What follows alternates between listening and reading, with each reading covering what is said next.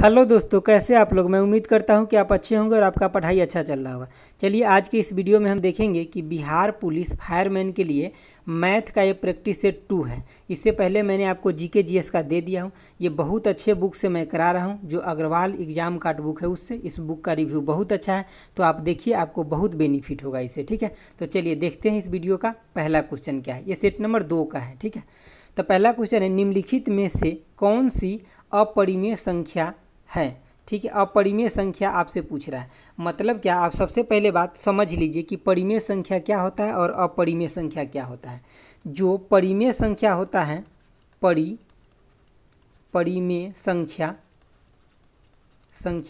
उसे हम क्या P/Q के रूप में लिख सकते हैं। क्या कर सकते हैं, तो लिख सकते हैं। और इसका कंडीशन क्या होता है कि Q नॉट इजकल टू 0, मतलब Q 0 के बराबर नहीं होना चाहिए, नहीं तो Q इजकल टू 0 होगा तो ये फिर इन्फिनिटी हो जाएगा। आप बात समझ गए।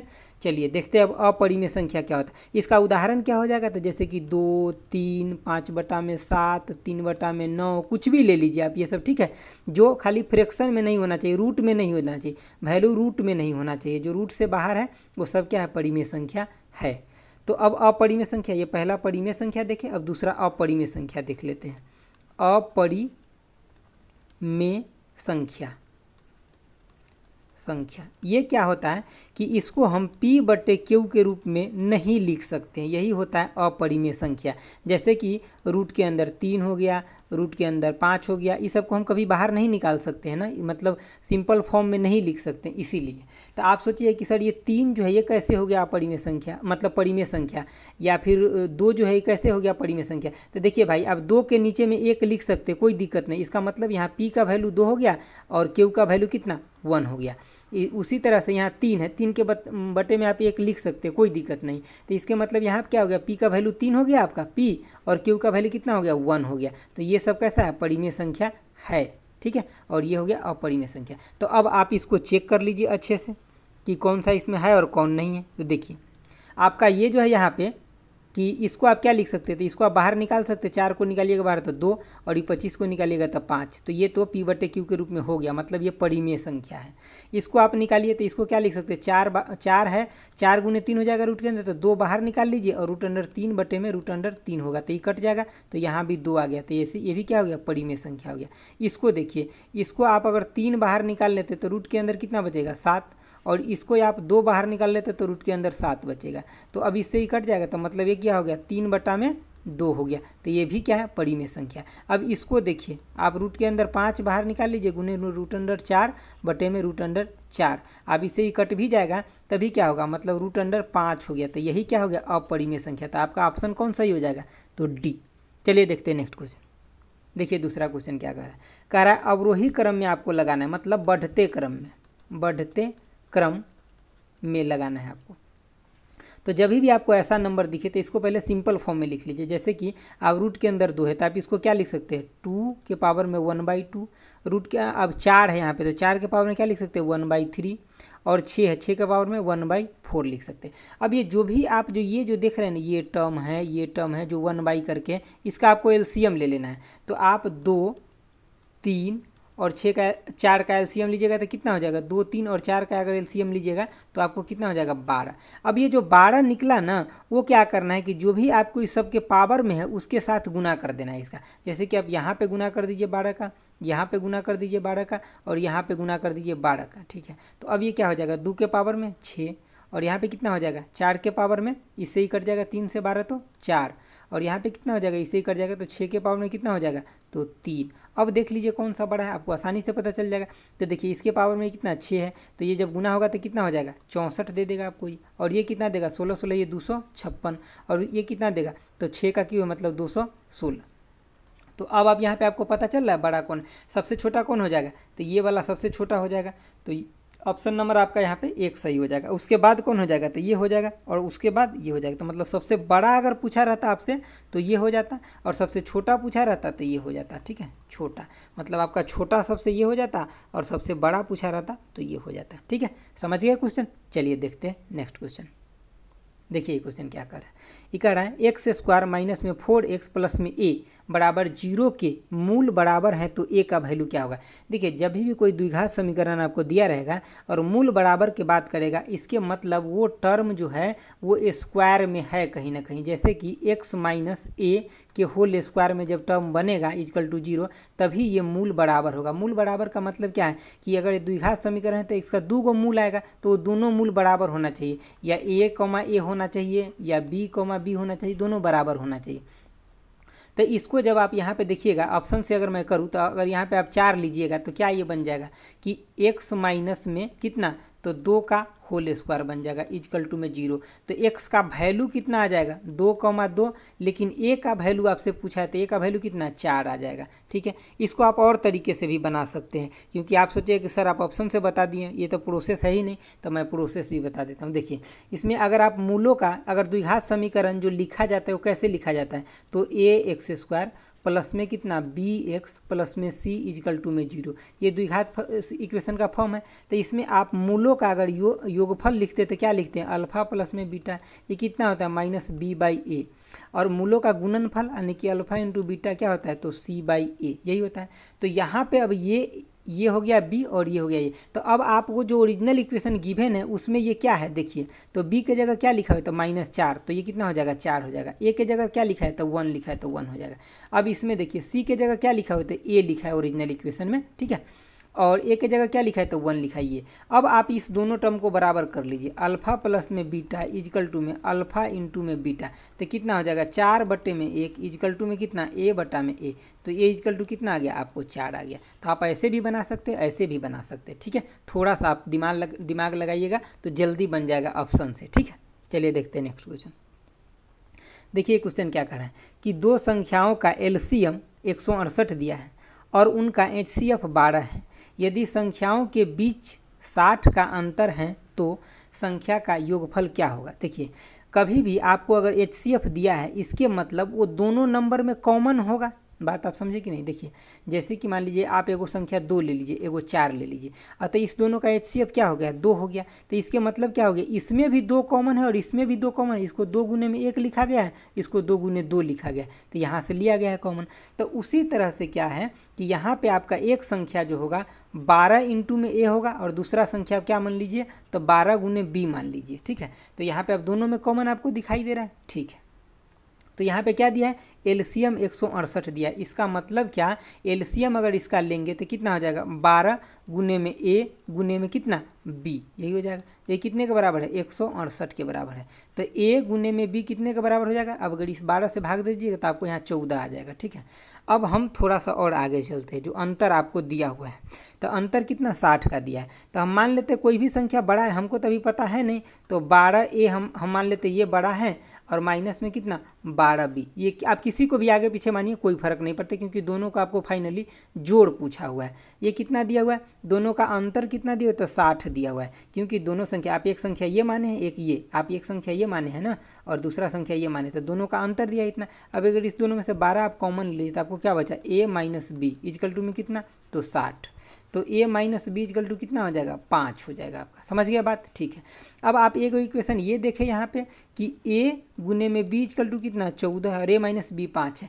इसके मतलब यहाँ पे संख्या क्या होगा, एगो संख्या 2 होगा और एगो संख्या 7 होगा, तभी तो इस दोनों को गुना करेंगे तो 14। और यहाँ पे देखिए जब इस दोनों को अगर मान लीजिए कि कोई भी एक को 7 मान लीजिए, एक को 2 मान लीजिए, तो यहाँ पे मान लीजिए कि इसको आप 7 मान लीजिए, इसको 2 मान लीजिए, तो घटाने पे 5 आ गया, तो आपको सेटिस्फाइड हो गया दोनों, नहीं तो द्विघात समीकरण बन जाएगा ये। ठीक है, तो आप कोशिश कीजिए कि यहीं से आपका बात निकल जाए। तो एगो को 2 और एगो को 7 मान लिए, तो यहाँ पे भी कंडीशन सेटिस्फाइड कर गया, यहाँ पे भी। तो इसके मतलब दोनों संख्या के हमको जोड़ पूछा था a प्लस में b का, तो कितना हो जाएगा 2 प्लस में नहीं जोड़ ही पूछा था ना, तो संख्या का योग क्या होगा, एक मिनट रुकिए, हाँ संख्या का योग पूछा था। ठीक है, तो आप संख्या क्या माने हुए, तो 12a प्लस में 12b माने हैं ना, ये नहीं माने आप संख्या माने 12a प्लस में 12b माने हुए हैं। तो यहाँ से दोनों में 12 कॉमन आ गया। ठीक है, और a प्लस b मिलकर कितना है दे रहा है यहाँ पे, यहाँ 2 प्लस में 7 मिलकर के 9 दे रहा है, तो 9, तो 12 × 96, 12 नमा कितना तो 108 हो गया। ठीक है, तो ऑप्शन कौन हो जाएगा,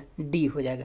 आप समझ गए अच्छा से, मैं एक बार और रिपीट कर देता हूँ। देखिए एक संख्या था क्या माने 12a, दूसरा संख्या माने 12b, तो आपको एलसीएम दिया था दोनों को, तो क्या हो जाएगा 12 इंटू ए इंटू बी हो गया आपको यहाँ पे पता चल गया ये बात। उसके बाद आप क्या देखिए ए बी निकल गया आपको। उसके बाद दोनों संख्या का अंतर दिया था, तो दोनों संख्या का अंतर आपका ये हो गया, जो यहाँ से ए माइनस बी निकल गया। अब आप क्या देखें कि सेटिस्फाइड करने के लिए क्या होना चाहिए कि ए का 2 और ए के 7 मान लें, क्योंकि छोटा सा एलसीएम है। आप अगर इसको एलसीएम भी लेते 14 का तो क्या लिखते हैं, यानी कि 2 गुने में 7 यही लिखते हैं, तो एगो संख्या ये हो एगो संख्या ये होगा। ठीक है, तो आप बात समझ गया अच्छे से। तो चलिए अब आपको संख्या का योग पूछा था, तो एगो संख्या क्या होगा 12a प्लस में दूसरा संख्या क्या होगा 12b, तो आप दोनों को यहाँ 12 कॉमन ले लिए, a प्लस b को जोड़ दिए, तो 12 नमा 108 आपका आ गया। ठीक है, चलिए देखते हैं नेक्स्ट क्वेश्चन। देखिए क्वेश्चन क्या करें, यदि a का 20% b है, तो 20% है मतलब क्या 0.2a इजकल टू में क्या b दिया हुआ है, इक्वेशन नंबर आपका a हो गया, 1 हो गया। अभी आगे क्या कह रहा है कि 20 का यानी कि 20 का b% इजकल टू में a इंटू में यहाँ व्हाट लगाया है, तो आप यहाँ x मान लीजिए। ठीक है, तो देखिए अब क्या करें 0.2 इंटू में b इजकल टू में कितना a, और यहाँ पे क्या पूछ रहा है कि x, ये कितना होगा। तो यहाँ सबसे पहले ये इक्वेशन है, तो आप देखिए इस इक्वेशन में यहाँ पे 0.2b दिया हुआ है, यहाँ पे 1b है, तो इसमें आप गुना कर दीजिए, 0.2 से गुना करिए, इधर भी 0.2 से गुना कर दीजिए। ठीक है, तो ये बराबर हो गया, तो मतलब ये जो हो गया बराबर और यहाँ भी बराबर है, इसके मतलब क्या ये जो होगा इसके बराबर हो जाएगा ना, ये इसके बराबर हो जाएगा। तो यहाँ पे मतलब x के जगह क्या आ जाएगा, तो 0.2 गुने में 0.2 आ गया, मतलब क्या 0.04 आ गया। तो ये कितने परसेंट के बराबर है, तो 0.0 जो है 4% के बराबर है। ये कितने, तो 4% के बराबर है, तो a का 4% होगा। अब बात समझिए b, ठीक है, a का 4% होगा, 0.2b जो होगा 0.2b वो a का 4% होगा। समझ गए बात। चलिए नेक्स्ट क्वेश्चन देखते हैं। देखिए ये अच्छा क्वेश्चन है, आप समझिए। यदि दो समान वृत्त जिनके केंद्र दिया गया है, दो समान वृत्त है, इस बात को आपको ध्यान रखना है, दोनों एक समान वृत्त है, उनका केंद्र O और O डैश दिया गया है, और बिंदु A और B पर एक दूसरे को काटता है, और ये सेंटर, दोनों का सेंटर के बीच का डिस्टेंस 12 दिया हुआ है, और ए बी जहाँ काटता है उसके बीच का डिस्टेंस 16 सेंटीमीटर दिया गया है। तो वृत्त का त्रिज्या पूछ रहा है आपसे। ठीक है, पहले आप क्वेश्चन को समझ गए, तो चलिए मैं आपको अच्छे से डायग्राम के साथ बताता हूँ ताकि आपको पूर्ण समझ में आए। दो समान वृत्त है, एक वृत्त ये है और दूसरा वृत्त क्या है, तो ये है। आपको दो मान के चलना है कि दोनों, रुक जाइए 1 मिनट में थोड़ा समान वृत्त ही बना देता हूँ। ये लीजिए, आप दोनों वृत्त को मान लेना है कि दोनों का गोलाई सेम है। ठीक है, क्योंकि मैं जो बना रहा हूँ पेन से वो इतना ही गोला बन रहा है। ये एक O है और एक ये O डैश है। ठीक है, अब इस दोनों का बीच का डिस्टेंस आपको दिया है, और ये कट जो करता है ना वही A और B पे करता है। ठीक है, A और B पे करता है, और ये भी आपको दिया हुआ है कितना, तो ये दिया है 16 और ये दिया है 12, तो ये 12 दिया है। इसके आप यहाँ पे देखिए, उसके बाद आप इस लाइन को मिला सकते हैं, बिल्कुल मिला सकते हैं। तो ये देखिए ये दिया है आपको 12, ये पूरा, तो ये अगर दोनों समान है, ये मतलब सर्कल, और ये 12 दिया है, तो ये हो जाएगा कितना 6 हो जाएगा आपका, और ये कितना दिया है 16, और ये दोनों समान है वृत्त, तो ये कितना हो जाएगा, ये भी 8 और ये भी 8, जैसे कि ये 6 हुआ ऊपर वाला, तो नीचे वाला भी 6। तो आपको अब यहाँ पे क्या दिख रहा है कि ये एक दूसरे को 90 डिग्री पे कट रहा है, मतलब पाइथागोरस पर में लग जाएगा। आपको तो रेडियस पूछा है, त्रिज्या, तो यही तो आपको निकालना है। तो ये कितना हो जाएगा, मान लीजिए यहाँ पे O डैश A यही त्रिज्या है आपका, तो ये कितना का स्क्वायर हो जाएगा, तो 6 के स्क्वायर प्लस में 8 का स्क्वायर, तो कितना हो जाएगा, ये 10 का, मतलब 10 आपको निकल के आ जाएगा O डैश A, तो यही तो आपका हो गया त्रिज्या 10 सेंटीमीटर। ठीक है, तो आंसर कौन हो जाएगा, B। अब बात समझ गया अच्छे से। चलिए देखते हैं नेक्स्ट क्वेश्चन। देखिए क्वेश्चन क्या करा है कि एक मासिक परीक्षा में 16 अभ्यर्थियों की गणित का प्राप्तांक इतना ये दिया हुआ है, इसमें आपको बहुलक पूछा गया है। तो देखिए दोस्तों, आपको बहुलक, माध्य और माध्यिका एक क्वेश्चन आने का चांस रहता है। मैं तीनों को आपको एकदम फ्लैट समझा देता हूँ अच्छे से। देखिए बहुलक क्या होता है, सबसे पहली बात कि बहुलक वो होता है जो सबसे अधिक बार आया हो। एक में मैं लिखता हूँ बहुलक, इसका मतलब होता है जितना भी फ्रीक्वेंसी नंबर दिया है उसमें सबसे ज़्यादा बार आया हो, सबसे ज़्यादा बार आया हो। समझ गए बात। तो यहाँ इसमें सबसे ज़्यादा बार कौन आया है, पहले आप इसका आंसर दे लीजिए। तो देखिए 0 2 ही बार आया है, 2 भी 2 ही बार आया है, 3 3 बार आया है, 4 1 ही बार है, लेकिन 5 कितने 4 बार आया हुआ है। तो इसका बहुलक कौन हो जाएगा, तो 5 हो जाएगा। ठीक है, तो इसका आंसर हो जाएगा अपना A हो जाएगा। ठीक है, सबसे ज़्यादा बार यही है। आप दूसरा भी चीज़ समझ लीजिए, क्या कि माध्य। माध्य क्या होता है? माध्य, माध्य वो चीज़ होता है कि जितना भी आपको नंबर ही दिया हो सबका जोड़, सबका जोड़ बटा में क्या कि कितना नंबर ऑफ संख्या है, तो नंबर ऑफ संख्या, ठीक है, समझ गए। ये भी 3 नंबर में भी समझ लीजिए कि माध्यिका, इसको बहुलक को क्या बोलते हैं? मोड बोलते हैं अंग्रेजी में, और माध्य को मीन, और इसको माध्यिका को बोलते हैं मीडियन, ठीक है, इंग्लिश में।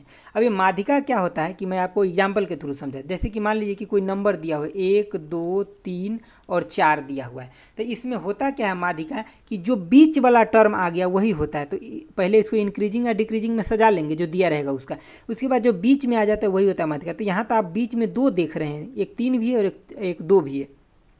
तो 2 को टर्म अगर बीच में आ जाए तो इस दोनों टर्म को क्या करते हैं? जोड़ के और बटा 2 कर देते हैं। तो कितना आ जाएगा? जोड़ के बटा 2 करेंगे तो 2.5 हो जाएगा। तो इसका माध्यिका कितना आ जाएगा? 2.5। लेकिन आप बोलिए कि सर अगर 1 2 और 3 ही सिर्फ रहे तो इसका डायरेक्ट कितना हो जाएगा माध्यिका? तो 2 हो जाएगा, ठीक है। तो आप समझ गए बात। दोस्तों एक फॉर्मूला आप याद रख लीजिएगा, आपको बहुत काम आएगा, हर एग्जाम में क्वेश्चन पूछता है। क्या कि बहुलक, यानी कि बहुलक को क्या बोलते हैं? तो मोड बोलते हैं अंग्रेजी में। मैं आपको लिख भी दिया हूँ, मोड इक्वल टू क्या होता है? 3 इंटू में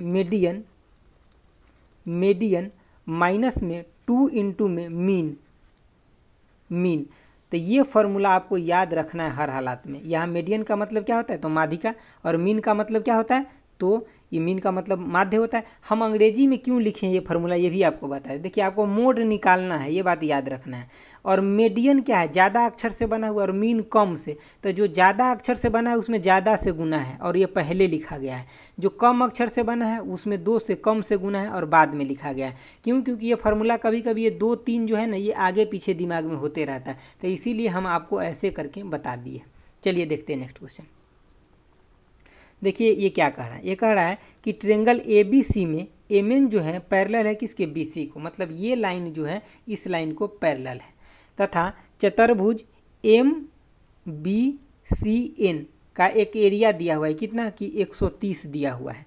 यदि AN बोल रहा है और रेशियो में NC आपको दिया हुआ है कितना? ये 4 दिया और ये 5 दिया हुआ है। तो रेशियो में अगर हम पूछे यहाँ से लेकर के यहाँ तक कितना हो जाएगा? 9 हो जाएगा, 9। तो आप बोलिएगा बिल्कुल ठीक है सर। तो अब आपको हम बताते हैं कि इसको शॉर्ट कैसे बनाते हैं। देखिए होता क्या है कि आप छोटा वाला ट्रेंगल को अगर ऊपर ले रहे हैं, जैसे कि हम ले रहे हैं ट्रेंगल किसका? AM और N का एरिया, ठीक है, क्या? एरिया माने क्षेत्रफल, बटे में ट्रेंगल ABC का एरिया यानी कि क्षेत्रफल। तो ये क्या होता है कि आपको एक साइड का जो भुजा दिया गया है उसका स्क्वायर होता है। तो रेशियो के फॉर्म में अगर हम देखें तो छोटा ट्रेंगल का जो साइड दिया है उसका भुजा का कितना दिया हुआ है? तो 4, और बड़ा का दिया हुआ है कितना? तो 9 दिया हुआ है, यही दिया हुआ है ना। तो आप इसका स्क्वायर कर देते हैं। 4 का स्क्वायर कितना हो गया? तो 16 हो गया 4 का स्क्वायर, ठीक है। और जो बड़ा ट्रेंगल दिया है 9 का स्क्वायर कितना हो जाएगा? तो आप बोलिएगा 81, ठीक है। अब आप यहाँ पे क्या देख रहे हैं कि अगर हम बड़ा ट्रेंगल, जो बड़ा ट्रेंगल दिया है ट्रेंगल ABC में से हम माइनस कर दे अगर ट्रेंगल कितना एरिया अगर माइनस कर दे AM और N का, तो एरिया किसका निकल के आ जाएगा? तो आप बोलिएगा सर एरिया निकल के आ जाएगा समचतुर्भुज, जो चतुर्भुज दिया गया है उसका MBCN का एरिया निकल के आ जाएगा, ठीक है। ये सब अभी हम रेशियो के टर्म में बात कर रहे हैं, ठीक है। तो यहाँ पे बड़ा ट्रेंगल का एरिया कितना है? तो 81 है, और छोटा का कितना है? 16 इक्वल टू में कितना आ जाएगा एरिया? तो 130। ये रियल दिया हुआ है, ये क्या है? रियल, और ये रेशियो का टर्म है। तो यहाँ कितना दिखा? 65 इक्वल टू कितना? 130 दिया हुआ है। ये हम रेशियो का टर्म है तो इसको हम यूनिट में लिख लेते हैं, ऐसे यूनिट लिख लिए, ठीक है। तो ये 65 यूनिट 130 के बराबर है। इसके मतलब क्या हुआ कि 1 यूनिट जो है रेशियो के फॉर्म में ये रियल 2 यूनिट के बराबर है, मतलब 2 के बराबर है, 2 सेंटीमीटर स्क्वायर के बराबर है एरिया के फॉर्म में 1 यूनिट। तो आपको यहाँ छोटा जो ट्रेंगल है इसी का एरिया पूछा हुआ है। तो छोटा ट्रेंगल यूनिट में मतलब कितना दिया हुआ है? तो 16 यूनिट ही दिया है। तो रियल में कितना हो जाएगा? गुने 2 करना पड़ेगा, तो मतलब कितना? 32 सेंटीमीटर स्क्वायर हो गया। आप बात समझ गए हैं अच्छे से, ठीक है। चलिए देखिए यहाँ पे आपको ये बता दिए कि ये किस में था, तो ये रेशियो में था, इतना यूनिट बराबर इतना है, मतलब रियल में अगर इतना है 130 तो उसका यूनिट में कितना है, रेशियो में 65 है। इसके मतलब 1 यूनिट बराबर 2 सेंटीमीटर है। तो यहाँ 16 यूनिट था छोटा ट्रेंगल का एरिया, तो इसका मतलब रियल में कितना होगा, तो ये हो जाएगा 32 सेंटीमीटर का। ऑप्शन आगे दिया हुआ है, इस पेज में नहीं आया था इसलिए मैं यहाँ दे दिया हूँ। देखिए इसका आंसर हो जाएगा ए। चलिए नेक्स्ट क्वेश्चन देखते हैं। देखिए क्या कर रहा है 99 नंबर। ऐसा क्वेश्चन एक पीछे भी आप बनाए हैं, यही क्वेश्चन आपको यहाँ भी आ गया। तो इसको सबसे पहले आपको क्या करने के लिए बोले थे, तो आप सिंपल फॉर्म में इसको लिख लीजिए। क्या, तो आप 4 के पावर क्या लिखिएगा 1/3, फिर आप 6 के पावर में लिखिएगा 1/4, फिर 15 के पावर में क्या लिखिएगा तो 1/6, और फिर उसके बाद 245 के पावर में 1/12, यहाँ पे 1/12। ठीक है, यहाँ एक्चुअली पेन नहीं चल रहा है, आप समझ लीजिए 1/12 है। तो आप किसका एलसीएम लीजिएगा, तो एलसीएम लीजिएगा 3 का, 4 का, 6 का और 12 का। तो इसका एलसीएम कितना हो जाएगा, 12 ही होगा। ठीक है, तो अब हम क्या बोले थे, यहाँ पे आपको गुना करना है 12 से, यहाँ भी गुना करना है 12 से, यहाँ भी गुना करना है 12 से, और यहाँ भी करना है। तो इसको जब 12 से गुना कीजिएगा तो यहाँ क्या आ जाएगा आपके पास, तो 4 के पावर कितना आ जाएगा 3, नहीं 4 के पावर 4, क्योंकि यहाँ 3 से डिवाइड कर रहे हैं। उसके बाद 6 के पावर कितना आएगा, जब 4 से डिवाइड कीजिएगा तो 3 आ जाएगा आपको, ये ऊपर में है। ठीक है, जो अभी मैं लिख रहा हूँ नीचे में लिख रहा हूँ।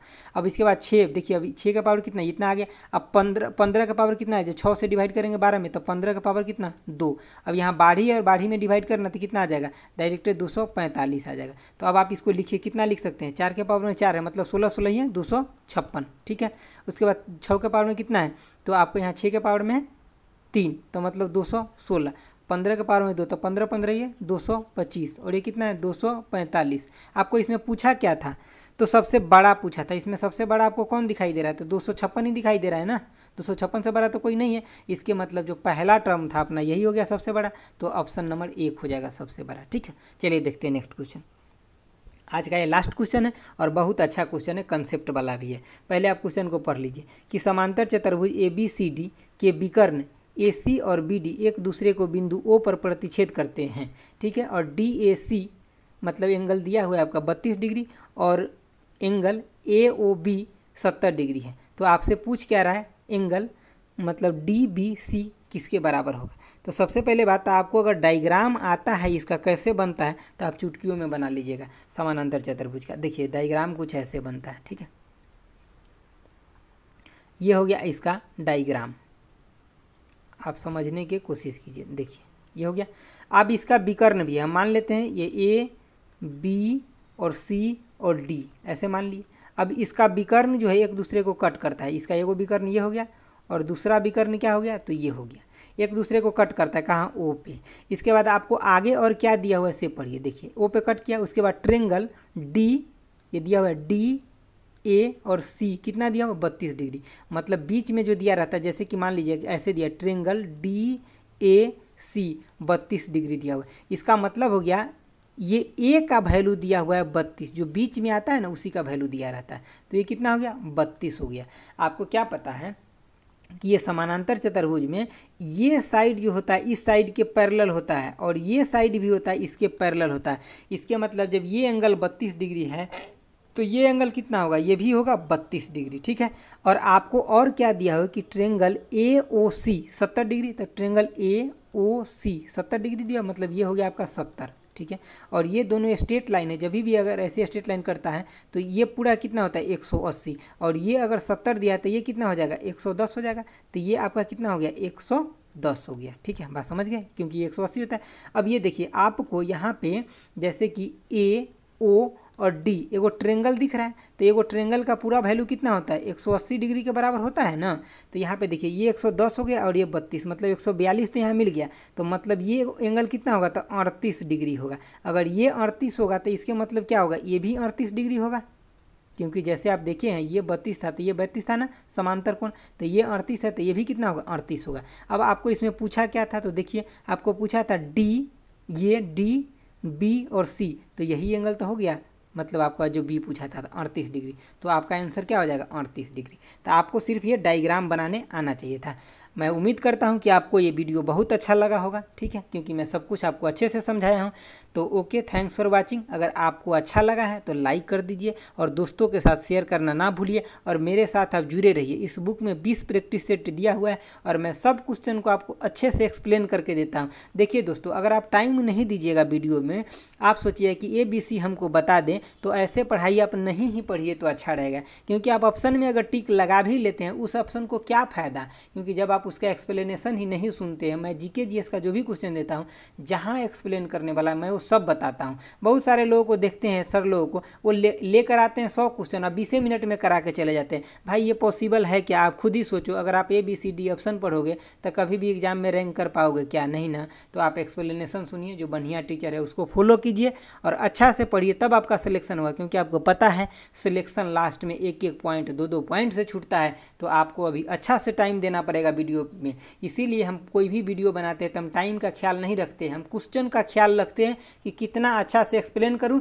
ताकि उस टाइप का कोई भी क्वेश्चन आए तो आप कर ले जाएं, आपको कोई प्रॉब्लम ना हो। तो आप मेरे साथ जुड़े रहिए, सभी वीडियो को देखिए, प्लेलिस्ट में विजिट कीजिए, मैं सब कराया हूं, ठीक है। तो thanks for watching, okay bye, जय हिंद दोस्तों।